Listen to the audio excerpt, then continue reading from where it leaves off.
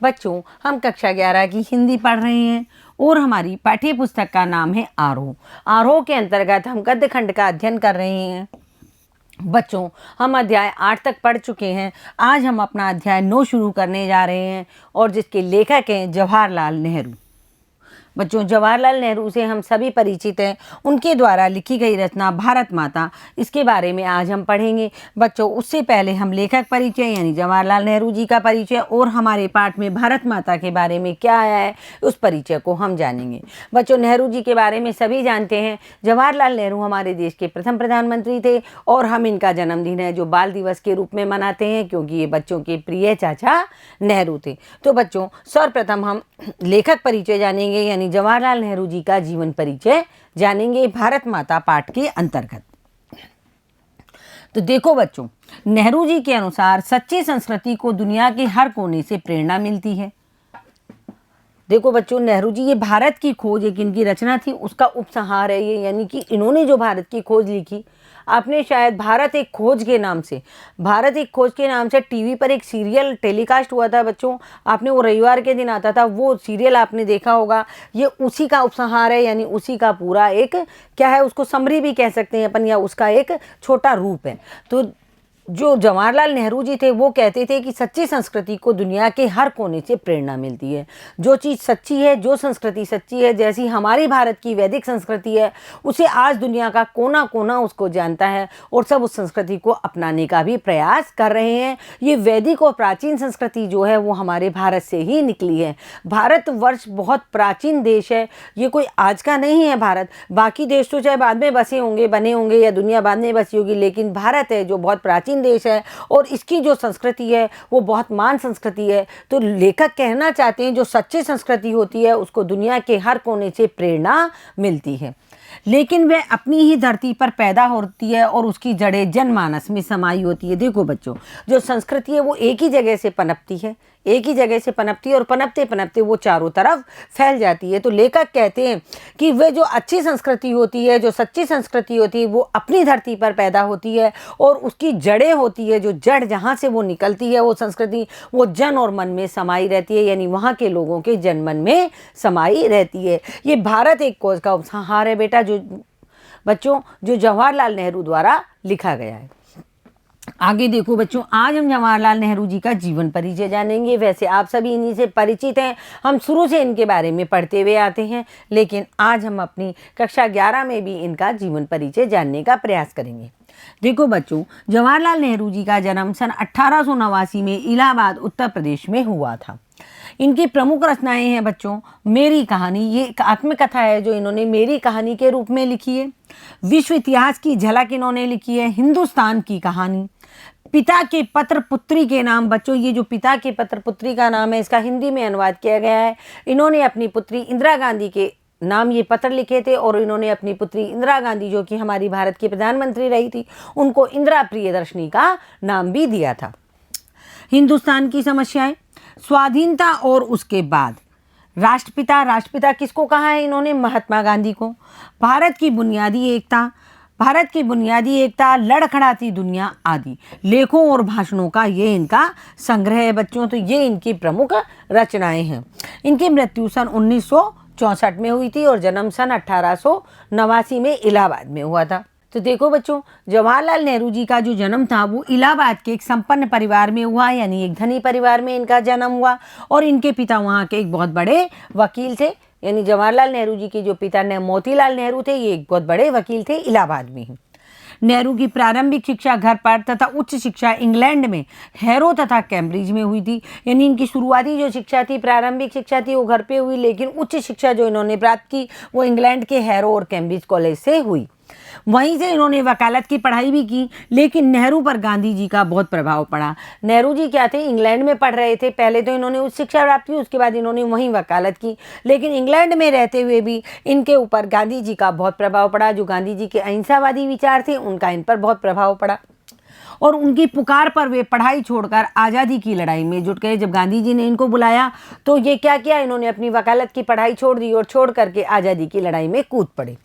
आगे चलकर सन 1929 में वे भारतीय राष्ट्रीय कांग्रेस के लाहौर अधिवेशन के अध्यक्ष बने। जब 1929 में लाहौर कांग्रेस अधिवेशन हुआ, राष्ट्रीय अधिवेशन हुआ, तो ये उसके अध्यक्ष बने और पूर्ण स्वतंत्रता की इन्होंने मांग की। किससे? अंग्रेजों से इन्होंने पूर्ण स्वतंत्रता की मांग की कि अंग्रेजों अब तुम भारत छोड़ करके चले जाओ, हम संपूर्ण रूप से स्वतंत्र होना चाहते हैं। नेहरू का झुकाव समाजवाद की ओर रहा। नेहरू जी का ज़्यादा झुकाव किसकी ओर रहा? समाजवाद की ओर रहा, यानी एक सामाजिक परिवेश हो, अच्छा परिवेश हो हमारे देश में। और सन 1947 में जब भारत स्वतंत्र हुआ यानी आज़ाद हुआ, तो नेहरू जी पहले प्रधानमंत्री बने और भारत के निर्माण में अंत तक जुड़े रहे। देखो बच्चों, हमारे ये प्रथम प्रधानमंत्री थे। जब 1947 में भारत आज़ाद हुआ तो इन्होंने झंडा फहराया, तिरंगा, और ये भारत के प्रथम प्रधानमंत्री बने। और इन्होंने क्या किया? जब तक ये इनका जीवन रहा तब तक ये भारत के निर्माण में अंत तक जुटे रहे। और बच्चों, इन्होंने पंचवर्षीय योजना थी जो हमारे देश में चालू है आज, वो इन्हीं के द्वारा शुरू की गई थी। देखो बच्चों, इन्होंने देश के विकास के लिए कई योजनाएं बनाई, जिनमें आर्थिक और औद्योगिक प्रगति तथा वैज्ञानिक अनुसंधान से लेकर साहित्य, कला, संस्कृति आदि के क्षेत्र थे। जब तक इन्होंने अपना जीवन जिया, ये भारत के जब प्रधानमंत्री बने उसके बाद से इन्होंने देश के विकास के लिए बहुत सारी योजनाएं बनाई। बच्चों, इन्होंने जो हमारे देश में जो नदियों के ऊपर बांध बनाए गए, उन्हें क्या कहा? उन्हें देश के नए मंदिर कहा। क्या कहा? आधुनिक मंदिर कहा उनको। इन्होंने आर्थिक और औद्योगिक प्रगति के लिए, वैज्ञानिक अनुसंधान से लेकर साहित्य, कला, संस्कृति, इन सब क्षेत्रों में बहुत प्रगति मतलब देश का विकास करने का प्रयास किया। नेहरू जी बच्चों के बीच चाचा नेहरू के रूप में जाने जाते थे। क्यों? क्योंकि ये बच्चों से बहुत प्यार करते थे, इसलिए बच्चे इन्हें चाचा नेहरू कहा करते थे। शांति, अहिंसा और मानवता के हिमायती नेहरू ने अंतर्राष्ट्रीय स्तर पर विश्व शांति और पंचशील के सिद्धांतों का भी प्रचार किया। देखो बच्चों, ये गांधी जी के उसमें थे, मतलब गांधी जी के सानिध्य में रहे और गांधी जी के ऊपर इनकी छत्रो छाया थी। तो गांधी जी के जितने भी गुण थे वो सब इनके अंदर थे। शांति, अहिंसा और मानवता के ये हिमायती थे, मतलब उनका पक्ष लेने वाले थे। नेहरू जी ने अंतर्राष्ट्रीय स्तर पर विश्व शांति, यानी नेहरू जब हमारा भारत आज़ाद हुआ उससे पहले 2 बार विश्व युद्ध हुए थे, तो नेहरू जी ने अंतर्राष्ट्रीय स्तर पर विश्व शांति और पंचशील के सिद्धांतों का भी प्रचार प्रसार किया। बच्चों, हमारा जो पाठ है भारत माता, हम उसका सार पढ़ेंगे कि हमारी पाठ्य पुस्तक में उसके बारे में क्या आया है और नेहरू जी ने उसमें क्या लिखा है। देखो बच्चों, जो प्रस्तुत पाठ है वो हिंदुस्तान की कहानी का 5वां अध्याय है, यानी भारत माता जो हम पाठ पढ़ेंगे वो हिंदुस्तान की कहानी, जो इनकी एक रचना है नेहरू जी की, उसका 5वां अध्याय है। अंग्रेजी से भाषांतर हरिभाऊ उपाध्याय ने किया है, यानी अंग्रेजी भाषा में लिखा हुआ था और इसका हिंदी में जो रूपांतरण है वो हरिभाऊ उपाध्याय ने किया है। बच्चों, ये भी एक बहुत बड़े लेखक रहे हैं। इसमें पंडित नेहरू ने बताया है कि किस तरह देश के कोने कोने में आयोजित जलसों का मतलब जो सभा होती है ना, नेता लोग जो सभा करते हैं, वहाँ जाकर वे आम लोगों को बताते थे कि अनेक हिस्सों में बटा होने के बाद भी हिंदुस्तान एक है। मतलब कि विभिन्न रंगों में हमारा हिंदुस्तान भारत देश बचा हुआ है, लेकिन फिर भी मिलकर के सब रंग एक हो जाते हैं, यानी हमारा देश है जो अलग अलग हिस्सों में बटा है, उसके बाद भी हिंदुस्तान यानी भारत एक है। तो ये जो हमारा पाठ आरोह पाठ्य पुस्तक में आया है भारत माता, ये हिंदुस्तान की कहानी का 5वां अध्याय है, जिसको अंग्रेजी से हिंदी में रूपांतरण हरिभाऊ उपाध्याय ने किया है। और इस पाठ में नेहरू जी ने बताया है कि हमारे देश के कोने कोने में आयोजित जलसों में जाकर के, यानी वो क्या करते थे, नेहरू जी पूरे देश में घूमते थे, उन्होंने पूरे देश में भ्रमण किया, उत्तर से दक्षिण, पूरब से पश्चिम तक। और वहां जाकर के आम लोग उन्होंने किनको बताया? जो ग्रामीण परिवेश में जो लोग रहते थे देश के कोने कोने में। भारत कहाँ बसता है? भारत का जो भारत की जनता है वो भारत की जनता का मन भी, और भारत की जनता भी गाँव में बसती है। भारत गाँव का देश है, इसलिए वो जलसों में जाकर के आम लोगों को, जो बिल्कुल साधारण लोग हुआ करते थे, उनको बताते थे कि भारत अनेक हिस्सों में बटा होने के बावजूद भी एक है, यानी कि हिंदुस्तान अलग अलग रंगों में बटा हुआ है लेकिन फिर भी ये एक है। आपने देखा है बच्चों, हमारी उत्तर की संस्कृति है तो दक्षिण की संस्कृति से कुछ भिन्न है, और पूर्व की पश्चिम से भिन्न है, यानी हमारी चारों दिशाएं भिन्न भिन्न होते हुए भी हमारा भारत एक है और अखंड भारत है। तो आगे देखो, इस अपार फैलाव के बीच एकता के क्या आधार है? यानी भारत इतना समृद्ध और बड़ा देश है, इतना फैला हुआ देश है, फिर भी उसमें एकता है, इसका क्या आधार है, उसका बेस क्या है, और क्यों भारत एक देश है? यानी भारत एक क्यों है? अलग अलग संस्कृति, अलग अलग रंग ढंग, अलग अलग पहनावा, अलग अलग खान पान, अलग अलग मतलब जो हमारी भाषा है, बोलचाल, बोलीचाली है, रहन सहन है, सब अलग अलग होते हुए भी भारत क्यों एक है, जिसकी सभी हिस्सों की नियति एक ही तरीके से बनती और बिगड़ती है। यानी इतनी चीज़ें अलग होती हुई भी सबकी नियति, सबके मन में क्या बसा हुआ है कि भारत हमारी जन्मभूमि है, भारत की जो भूमि है वो हमारे लिए क्या है, मातृभूमि है। हमारी जो ये भारत भूमि है ये बहुत प्राचीन और वैदिक ऋषियों की भूमि है। यही पूरे पाठ की विषय वस्तु है। यानी पूरे पाठ में यही बताया गया है कि भारत अलग अलग हिस्सों में बटा हुआ भी एक है। क्या है? एकता है, भारत की एकता है और भारत की अखंडता, एकता और अखंडता ही भारत की समृद्धि है। यही पाठ पूरे पाठ की विषय वस्तु है। इसी क्रम में पंडित नेहरू ने भारत माता शब्द पर भी विचार किया है।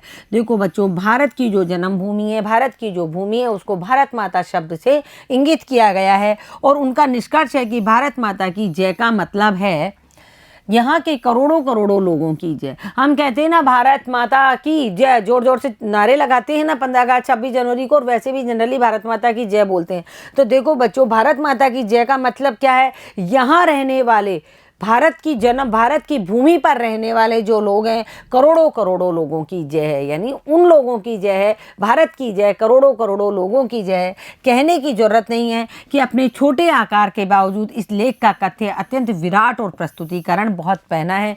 यानी लेखक ये कहना चाह रहे हैं कि ये जो लेख लिखा गया है वो उसका आकार बहुत छोटा है, लेकिन उसके अंतर्गत जो कथ्य आए हैं, जो कथन आए हैं, वो बहुत बड़े बड़े और बहुत विराट है और उनका प्रस्तुतिकरण बड़ा ही पहना है। यानी कि बहुत ही नुकीला, अच्छा प्रस्तुतिकरण है। तो कुल मिलाकर के बच्चों, इस पाठ में ये आया है कि जवाहरलाल नेहरू है, उन्होंने अपने जो उनकी पुस्तक थी, क्या नाम था उस पुस्तक का? देखो, हिंदुस्तान की कहानी। उस हिंदुस्तान की कहानी का जो 5वां अध्याय है उसको भारत माता के नाम से हमारी आरोह पाठ्य पुस्तक में डाला है और उसके बारे में हमें बताया है कि किस तरह भारत में अनेक संस्कृति और अलग अलग रहन सहन, पहनावा, बोलचाल, सब चीज़ अलग होते हुए भी भारत एक है। तो बच्चों, ये जो भारत माता जो पाठ है हमारा, इसको हम अगली कक्षा में पढ़ेंगे। तब तक आप जवाहरलाल नेहरू जी का जीवन परिचय जानिए और पाठ के सार को जानने का प्रयास कीजिए। धन्यवाद बच्चों।